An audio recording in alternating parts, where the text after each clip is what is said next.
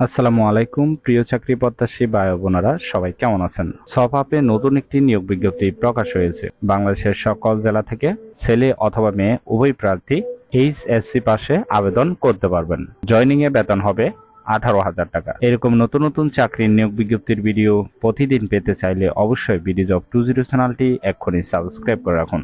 তাহলে কথা না বাড়িয়ে চলে যাচ্ছি মূল আলোচনায়।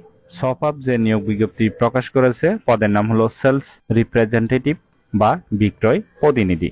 আবেদন করার জন্য আপনার শিক্ষাগত যোগ্যতা থাকতে হবে জেএসসি অথবা এসএসসি পাস, তবে এইচএসসি পাসও আবেদন করতে পারবেন।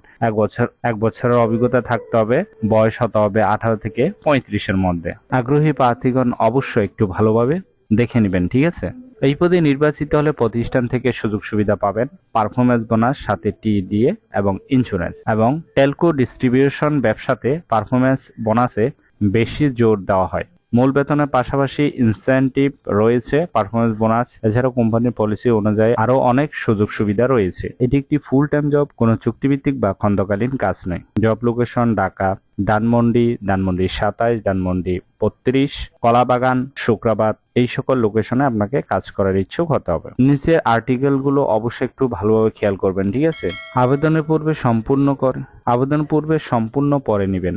বাংলা লিঙ্ক সিম কার্ড বিক্রি ও সিম ব্যালেন্স বিক্রির কাজ করতে হবে, সৎ ও নিষ্ঠাবান হতে হবে এবং নিষ্ঠার সাথে কাজের মনোভাব রাখতে হবে। এটি একটি ডিস্ট্রিবিউশন ব্যবসা যা বহুল পরিচিত।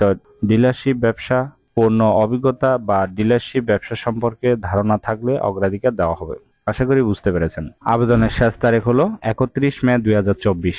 আগ্রহী প্রার্থীগণ অবশ্যই এই সময়ের ভিতরে আবেদন সম্পূর্ণ করবেন। এই পদে টোটাল লোক নিবে 50 জন। বেতন হবে 10,500 টাকা থেকে 18,000 টাকা পর্যন্ত।